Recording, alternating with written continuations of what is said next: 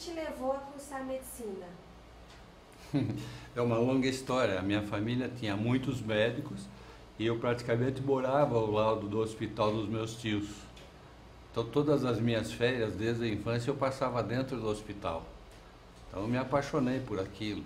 Era um hospital do interior, onde eles assistiam a muita gente necessitada, eram médicos que atendiam humanamente, e aquilo me encantou. E por isso eu fui cursar medicina. Eu vi que o senhor se formou pela Universidade Federal do Paraná, né? O senhor é de lá? Eu sou curitibano, fiz toda a minha graduação lá, a minha formação secundária, toda lá, meus pais são de lá, e eu fiz a graduação lá na Faculdade Federal de Medicina do Paraná, que é a segunda mais antiga. A minha turma, em 63, foi a 50ª da Faculdade Federal do Paraná. Como que o senhor veio parar aqui na Unicamp? Pois é, também é uma outra longa história. Logo que eu me formei, naquela época a gente quase não fazia residência, meus tios tinham um hospital e eles precisavam muito que eu fosse logo para lá. E eu fiquei durante 7 anos lá. Meus tios acabaram morrendo ou saindo da profissão e eu acabei comprando o hospital deles. Eu fiquei 7 anos fazendo medicina geral, pequenas cirurgias, medicina geral, e de repente eu vi que não era só aquilo que eu queria. E o padrinho de casamento meu conhecia a mãe do Dr. Pinotti, me apresentou, eu vim para ficar 1 ano, estou ficando 40. Depois que eu fiquei com o Dr. Pinotti na clínica dele durante 2 anos e frequentando a FCM, quando eu quis ir embora, o Dr. Pinotti me convidou para ficar. E daí eu fiquei 3 anos lá, quando o hospital era ainda no Irmãos Penteado, na Santa Casa, eu fiquei 3 anos lá como voluntário. Em 80, junto com a professora Angela Baixo, o Dr. Oswaldo Gracioto, o Dr. Pinotti nos convidou para a docência. Naquela época era convite, né? E foi aí que eu comecei na Unicamp, como voluntário em 76. Em 80 fui contratado e fiquei até o ano passado, quando a lei me expulsou. Gostaria que o senhor me falasse um pouco desse período do Hospital Irmãos Penteado, como que eram as enfermarias lá. Olha, eram apinhadas. Tinha a 4ª enfermaria, que era a enfermaria da ginecologia. Era uma enfermaria só, uma enfermaria imensa, com todos os leitos ali, todas as especialidades, e tinha a parte da obstetrícia que era fora. Eu frequentava mais a 4ª enfermaria da ginecologia. Foi um aprendizado. Para quem tinha vindo do interior, eu vim todo entusiasmado, e pessoal entusiasmado. Eu me lembro do Brenelli, que me acolheu muito bem, todos, o Gustavo, o Aloísio, todo aquele pessoal já mais antigo. Eu tinha uma colega de turma aqui, a doutora Giselda, que infelizmente faleceu, ela foi colega de turma minha. Então, quando eu vim para cá, eu fui muito bem acolhido. O senhor teve contato com o professor Bussamara? Ou Bussamara, não sei direito como... Eu também até hoje não sei, mas eu chamo de Bussamara. Bussamara. O professor Bussamara eu tive contato aqui na escola, não lá em São Paulo, né? Na verdade, foi o professor Bussamara que foi o primeiro professor daqui, ele que trouxe o professor Pinotti. Então a gente tinha contato poucas vezes. Muito respeitoso, né? Porque o professor Bussamara sempre foi um exemplo. Contato mais em aulas, em discussões, não é? Não pessoalmente, assim, na atividade clínica, não. Só na atividade curricular.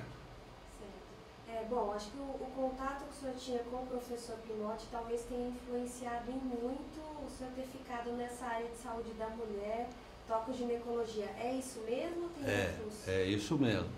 Quando eu vim, especialmente eu vim para a clínica do professor Pinotti. Daí acho que ele gostou da minha atuação, me convidou para ir para a faculdade também. Eu fiquei como voluntário lá.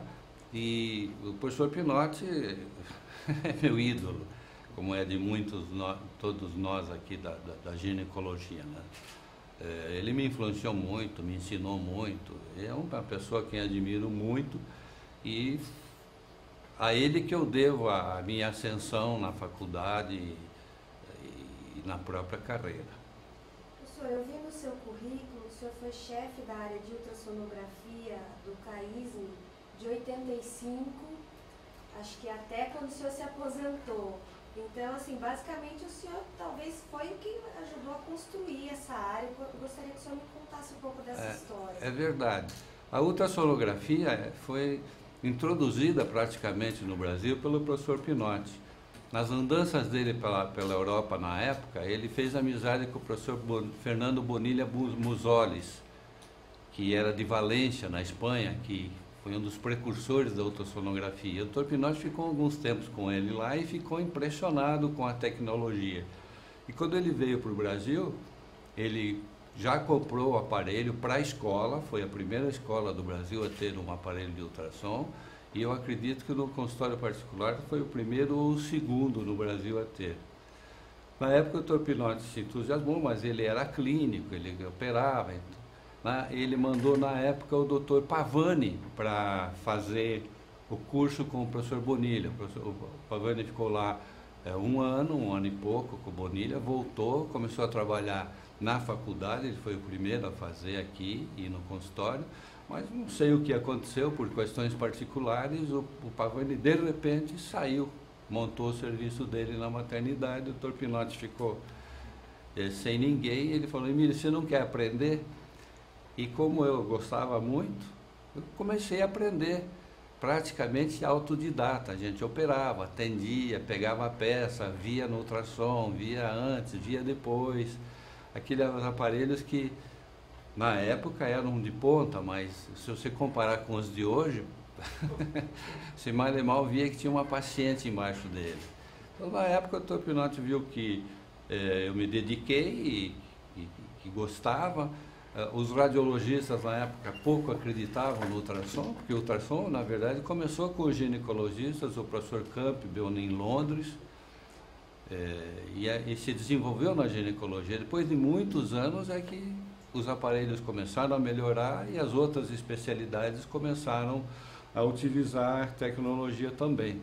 E, ano a ano, as coisas foram progredidas, como na informática. Cada 6 meses, se você for ver mesmo, você tem que trocar de computador. E a gente, anualmente, praticamente, cada 2 anos, vinham aparelhos novos. Me lembro que eu comecei a fazer ultrassom em 77, quando o Pavani saiu, o Dr. Pinotti pediu para eu começar a fazer, eu comecei a estudar, comprar livro, fazer curso. Na verdade, tinha poucos cursos na época, era mais autodidatismo mesmo. Mas as máquinas começaram rapidamente a ver, eu lia, falava: Dr. Pinotti, tem máquina nova. Ele ia lá e comprava. Né? Eu me lembro que o grande rap da época foi que a gente conseguia diagnosticar sexo facilmente. E aquilo foi uma maravilha, a mulherada gostava de dizer e queria fazer. E a tecnologia foi indo até que está no como é hoje, que na verdade a gente acreditava que ia progredir, mas não que progredisse tanto. A gente está quase conseguindo ver a alma das crianças dentro do útero. Esse avanço eu acompanhei tudo, eu acredito que modestamente eu tive muita influência na formação de metade dos ultrassonografistas da cidade. Graças a Deus os nossos residentes sempre foram muito dedicados e uma das coisas nessa evolução que me deixou muito satisfeito é que o pessoal que eu deixei no meu lugar são muito melhores do que eu. Professor, falando da mudança tecnológica em si, assim, né, o que ela permitiu em termos de ganhos para a saúde da mulher, do bebê, né? Bom, se nós formos comparar, principalmente em obstetrícia, né? Na obstetrícia o ganho foi muito grande, tanto para a mulher quanto para a criança, na detecção de malformações, na possibilidade da correção de muitas malformações intraútero, né?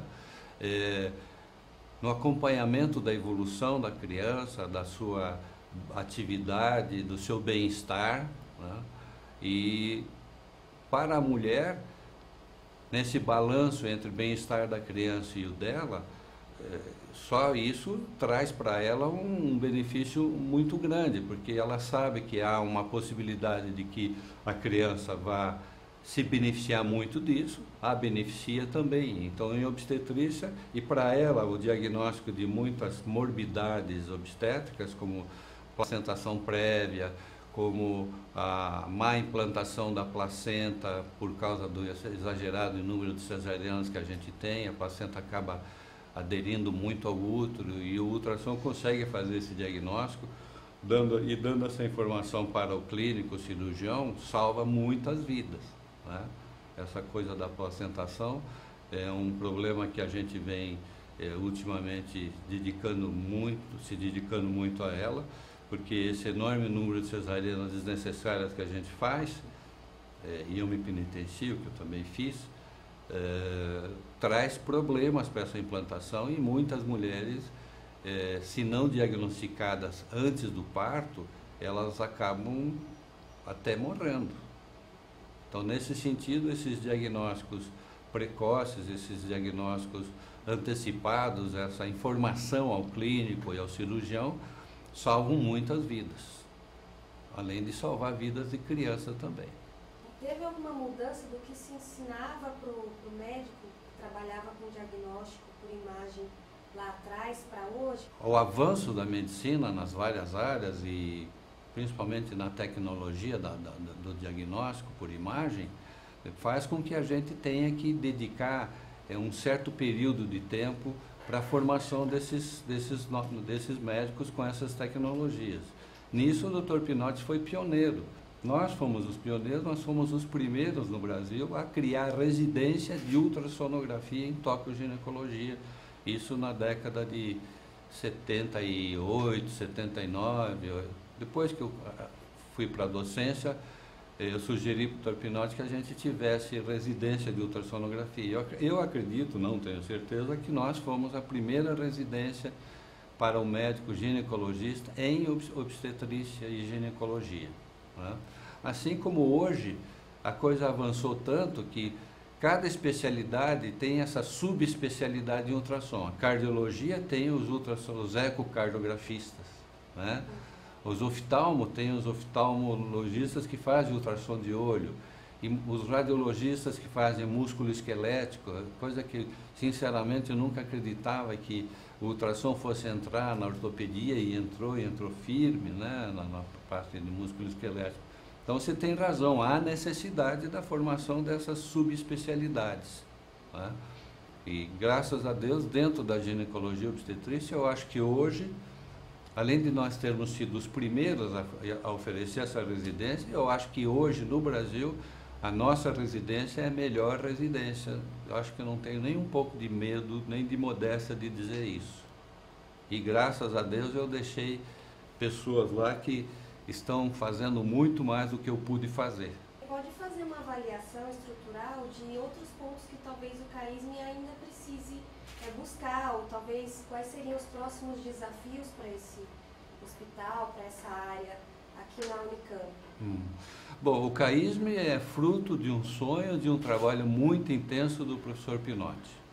Ele enfrentou muita resistência das outras áreas, enfrentou até um pouco de resistência dentro do próprio departamento, o que fez com que ele, na época, ameaçasse renunciar à chefia do departamento, porque o departamento ou estava apoiando pouco, não sei por quais motivos. Na época, eu me reuni com o professor João Luiz Pinto e conversei: João, precisamos falar com o professor Pinotti, vamos fazer uma caravana. Eram 10, 11 horas da noite, nós fizemos uma caravana. Na época, dentro do departamento, tinha não muita influência, por isso eu pedi por João e o Dr. Faundes, e nós fomos quase que o departamento em peso até a casa do Dr. Pinotti na Aras, onde ele morava, na época, e nós conseguimos fazer com que ele entendesse que o departamento estava do lado dele, queria o CAISM e que faríamos todos os esforços para apoiá-lo. Foi aí que realmente a ideia, o plano do Dr. Pinotti se desenvolveu e o CAISM começou, com muita luta dele, ele tinha muito espírito de luta, conhecia muita gente na política e conseguiu os meios para erguer o CAISM. O CAISM começou já grande. O CAISM ainda hoje é uma ilha de excelência dentro da universidade. Você vê que raramente nessas avaliações que se fazem com os pacientes, raramente você encontra queixas contra a eficiência e a humanidade do atendimento, como dentro da ideia do professor Pinotti, que era o atendimento global à mulher. Não é? Vê que no CAISM hoje tem todas as especialidades. Não é? Você tem os cirurgiões, você tem os radiologistas, tem a área de imagem, tem a área de neonatologia, a área de anestesia, todos pertencentes ao CAISM. O Dr. Pinotti administrou isso, começou isso com muito pulso, com muita energia, com muita eficiência e deixou gente preparada. Depois veio o Dr. Faundes, o Dr. Zeferino, o Gracioto. Hoje tem o filho da doutora Marisa, que foi, eu esqueci de mencionar, a Marisa foi logo depois do Pavani, foi ela quem assumiu o ultrassom. E depois ela viu que eu gostava muito, acabou ficando de lado e me deixando assumir, porque ela não gostava de estar mandando, ela gostava de atender. Então é um preito que eu faço à doutora Marisa, que também foi a minha primeira mestra, ela também esteve com o professor Bonilha, né? Esqueci dela, mas deu tempo de me lembrar dela. E a coisa foi caminhando, o Dr. Pinotti sempre conseguindo avançar, montou o centro cirúrgico, a anestesiologia, a imagem, a neonatologia, e a coisa foi se desenvolvendo. Vocês sabem que, infelizmente, não há muito dinheiro para que se possa desenvolver tudo ao mesmo tempo, mas parcialmente cada local foi, no ultrassom, por exemplo, onde eu estava, sempre que precisava de máquina nova, o Dr. Pinotti bancava, trazia, e os outros foram entendendo, e eu tive que entender também que tinha que desenvolver a neonatologia, o centro cirúrgico, a anatomia patológica, né? Que a alma de um hospital sempre é o diagnóstico, a imagem e a anatomia patológica, né? E um bom centro cirúrgico, mas você tem que ter a anestesiologia, você tem que ter a psicóloga, você tem que ter a nutricionista, você tem que ter a fisioterapeuta, e tudo isso o Dr. Pinotti conseguiu integrar muito bem, e você veja que todas essas áreas se desenvolveram, umas mais que as outras, outras menos, mas eu acredito que o futuro seja que o CAISM tenha que ir para um lugar maior, né? A demanda é muito grande, a população não é bem assistida aí fora, em muitos locais. Você veja o número de pacientes que vêm do sul de Minas para cá, né? E o Dr. Pinotti fez questão sempre de que todas fossem muito bem atendidas. Mas, infelizmente, espaço, dinheiro é um problema para atender toda a demanda. A ideia do Dr. Pinotti era, num desses terrenos da universidade, construir um novo CAISM, maior, amplo, nos moldes do que ele fez com o hospital, que hoje é o Hospital do Câncer em São Paulo, que era para ser o Hospital da Mulher, que infelizmente ele levou alguns tombos na política lá e perdeu. Não temos o Hospital da Mulher, que seria 10 vezes o que é o CAISM, e transformar em Hospital do Câncer lá da USP, né? Então a ideia é que o CAISM vai aumentar, ainda tem algumas áreas para serem desenvolvidas. A gente ainda não tem ressonância, por exemplo, na nossa área, né? A ideia é ter, né? O maior número de leitos, mas a grande performance do CAISM é um atendimento humanizado e integral para a saúde da mulher. A mulher entra aqui com qualquer problema, de algum modo vai ser resolvido, né? E outra ideia do CAISM não era só a assistência, é a pesquisa e a docência, né? Você vê hoje a pós-graduação do CAISM, do departamento, é a melhor do Brasil, é a nota máxima. É 7 a nota máxima e a nota do CAISM é 7, né? Você vê, então o Dr. Pinotti deixou isso também. E os meninos que se formaram aí, todos eles, todo esse pessoal é muito bom. São jovens dedicados, inteligentes, que gostam do que fazem e fazem muito bem, né? Exemplificando na pós-graduação, o professor Guilherme Secati, lá na minha área eu deixei o João Benini, o Jares, o Kleber, a Renata, a Cristiane, a Cristina, todos que trabalham lá, todos, sem exceção, são nossos ex-residentes. Aliás, tem uma exceção, que é um médico italiano que faz medicina fetal, o Dr. Daniele. Ele é a única exceção, mas ele é um indivíduo tão bom que a gente faria exceção até na minha casa para ele morar lá. Senhor, o que essa nova geração de médicos aí, que assumiram, né, digamos assim, o seu lugar lá, que tipo de desafio em termos de doenças eles vão enfrentar? Gostaria que o senhor fizesse um panorama do tipo de doença que era mais comum, mais lá atrás, talvez década de 80, 70, 80, para agora e para o futuro. Olha, tem algumas doenças que continuam a nos desafiar na nossa área. Por exemplo, as doenças hipertensivas da gravidez, a pré-eclâmpsia, a eclâmpsia, as hemorragias, né? As doenças do colágeno, são desafios que a gente ainda enfrenta. Há uma sobrevivência muito maior, mas infelizmente ainda no Brasil a mortalidade materna é muito maior do que a mortalidade materna nos países de primeiro mundo. Esse é um desafio na obstetrícia, né? Diminuir a mortalidade materna, que no CAISM se consegue, mas mesmo assim existem problemas, existem óbitos, porque o CAISM é um lugar de referência e vem muitos casos extremamente graves.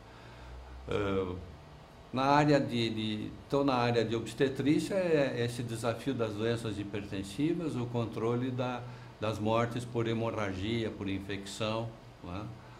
E na ginecologia, basicamente, é a endometriose. A endometriose é um desafio grande, acomete praticamente 10 a 15% da população. É uma doença que diminui muito a qualidade de vida da mulher pela dor, pelas dificuldades de engravidar, pela dificuldade de tratamento, pelo retardo no diagnóstico, né? Então, esse é um desafio que eu acho que não vai ser vencido tão cedo, né? Apesar de o diagnóstico ser um pouco precoce, a gente ainda não tem cura para a endometriose. A gente consegue controlá-la, mas ainda não tem uma coisa que dizer, você está livre da endometriose, né? Outro desafio na ginecologia são os cânceres, né? O diagnóstico precoce dos cânceres ginecológicos, o diagnóstico precoce do câncer de mama, embora nisso tenha avançado muito. E Campinas deve ao Dr. Pinotti ter o menor índice de câncer do colo do útero. Tem um índice de câncer do colo do útero semelhante aos países de primeiro mundo. Porque na década de meados de 70, ou um pouco antes, eu ainda não estava aqui, o Dr. Pinotti estabeleceu um grupo de controle do câncer do colo do útero, estabelecendo o teste do Papa Nicolau, ensinando e difundindo por todo o município, as cidades da região. Junto a isso, já com aquela ideia dele de proteção integral à saúde da mulher, ensinando as enfermeiras a palparem a mama quando iam colher o Papa Nicolau. Então, esse desafio eu acho que está quase vencido da diminuição do câncer do colo do útero, e agora com as vacinações do HPV também isso vai diminuir. Então, esse é um desafio já quase vencido, não só pelo CAISM, mas pela ciência, né? Com essa questão da vacina do HPV. O câncer de mama ainda é um desafio. Aqui no CAISM a gente faz bastante diagnóstico precoce, mas infelizmente muitas mulheres que vêm de fora já vêm com estadios mais avançados, né? Estádios mais avançados da doença. O desafio do CAISM seria difundir isso, né? Difundir a prevenção, difundir o conhecimento. Dentro das possibilidades do CAISM, eu acho que tem feito razoavelmente bem isso, porque vem gente de fora fazer cursos aqui, residentes de fora. Os nossos residentes hoje praticamente dominam a ginecologia da cidade, né? E infelizmente existem coisas que serão difíceis de serem suplantadas a curto prazo. A endometriose, principalmente, e a diminuição da mortalidade por câncer. Que quanto mais a pessoa vai avançando, quanto mais a idade média de sobrevida vai avançando, os cânceres vão sendo mais comuns, né? Dentro da geriatria ginecológica ainda é outro campo que precisa ser desenvolvido, né? As mulheres mais velhas com os problemas urológicos, as infecções de urina, os prolapsos uterinos, as cirurgias avançaram muito nesse sentido, mas ainda há que, eu acho que deveria se criar uma especialidade que seria a geriatria ginecológica, que as pacientes estão, você vê hoje, eu tenho tias com 90, 95, né? E com esses problemas que devem ser vencidos ou medicamentosos ou cirurgicamente. Professor, eu gostaria de fazer duas perguntas agora para finalizar, né? São perguntas mais de ordem pessoal, né? Uhum. Uma delas, eu gostaria que o senhor me dissesse como o senhor se descreve profissionalmente. Olha, eu tinha um ideal de médico e de pessoa que era o professor Pinotti. Um dia, quando ele se enfurnou, se introduziu na política, com todos aqueles problemas que a política traz, falei, professor, por que o senhor vai à política? O senhor é um médico tão bom, um camarada, um pesquisador. Ele me falou, Emílio, a gente era muito amigo, além de eu ser admirador dele, e acho que ele gostava de mim também. Ele falou, Emílio, se eu com esse consultório, com o Caíme, conseguir fazer isso que você já viu, você já imaginou se eu assumo um cargo, como eu vou poder difundir tudo isso para uma população muito maior? Então eu me calei. A partir dali eu comecei a ver, falar, bom, o Dr. Pinotti é um médico acima do que eu posso, do que eu gosto, né? Eu sou, para comparar, eu sou um camarada do varejo, tá? O Dr. Pinotti já era um camarada além do varejo.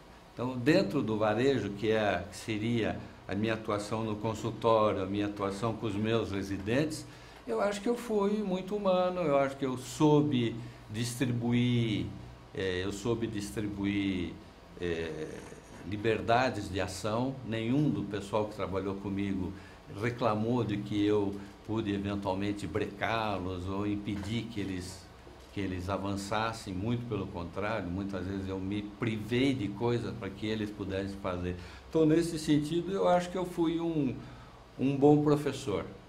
Agora, eu fui um muito mau pesquisador, eu nunca gostei muito, porque na minha formação, na época, a gente não tinha muita vivência com estatística, com eu me formei no interior, eu trabalhei no interior, então o meu modus vivendi, meu modus operandi era pessoalmente, não é? E isso eu transmiti para eles, e graças a Deus eles vieram com isso e mais o sentido da pesquisa. Lógico que eu não deixei de fazer pesquisa, é que não era a minha praia, entendeu? Então os meninos que ficaram, eles são muito mais sólidos que eu, porque eles são humanos, eles fazem assistência, fazem pesquisa e fazem docência. Eu acho que eu fiz bem a docência. O João se dedicou mais à carreira acadêmica que eu, né? O João chegou a professor titular, eu nunca fui tempo integral, sempre fui tempo parcial. Eu não acho, aliás, essa é uma opinião que eu quero deixar, que seja obrigatório que o pessoal seja tempo integral. Tá? Eu acho que é importante aquela vida lá fora, a gente transmitir isso, porque é diferente você, não que seja diferente o paciente, mas o modo como o paciente te encara aqui dentro com o modo que o paciente te encara lá fora. Né? Aqui dentro da universidade, você sai do plantão, o pessoal do outro assume, lá fora não, você interna uma paciente, você é responsável o tempo inteiro perante a sociedade, perante a família, né? Então, mas não que eu não seja contra o tempo integral, eu acho que eu sou contra a obrigação que todo mundo faça tempo integral. Quem fez tudo isso aqui nunca foi tempo integral, que foi o professor Pinotti. Não é? Lógico que o pessoal do tempo integral, que se dedica, que faz, eles são úteis, é gente que pesquisa, que gosta de pesquisa, são extremamente úteis, como tem muitos meninos aí. E eu estava falando na professora Marisa antes, que eu me esqueci dela quanto ao ultrassom, eu quero lembrar que o filho dela hoje é o diretor do CAISM, o professor Luiz Otávio, não é? Um menino muito inteligente, jovem, eu acho que é o mais jovem dirigente do CAISM, admiro muito ele, aquele pessoal que se dedica mesmo, fica 24 horas em cima das coisas e produzindo, né? Ele é um pesquisador, é um cientista, é um professor e é um administrador. Quer dizer, eu vejo nele uma imagem jovem do professor Pinotti. Espero que ele faça tudo que o professor Pinotti fez. Eu gostaria de saber, assim, na sua carreira, né, como médico, como chefe de área, como alguém que acompanhou a história do CAISM, quais eram os momentos, ou talvez qual o momento que foi mais gratificante para o senhor, assim, de olhar, para se deparar com uma situação, falar assim, olha, eu sou realizado com o que eu faço, que prazer de estar nesse lugar, nesse ambiente de trabalho, enfim, um momento de satisfação. O momento de satisfação foi quando a gente conseguiu estabelecer o setor de ecografia plenamente, né? Fazer do setor de ecografia um setor que adquiriu a importância dentro do CAISM, e a partir dali a gente conseguiu prestar uma boa assistência. A minha satisfação era em ver as pacientes bem assistidas, o pessoal fazendo o procedimento adequadamente. E, além disso, uma grande satisfação pessoal que eu tenho é ver todos os residentes que passaram por nós serem vencedores aí fora. E a maior dela foi quando eu saí, ver que tinha deixado gente melhor do que eu ali dentro. Essa foi a minha maior satisfação. O senhor gostaria de abordar mais algum assunto? Não, eu agradeço a chance que vocês deram da gente expor aqui alguns pensamentos que a gente tem, expor um pouco a história que a gente viveu e poder demonstrar aqui mais uma vez a minha admiração, o meu profundo respeito, admiração pelo professor Pinotti, que é o pai de todos nós aqui dentro.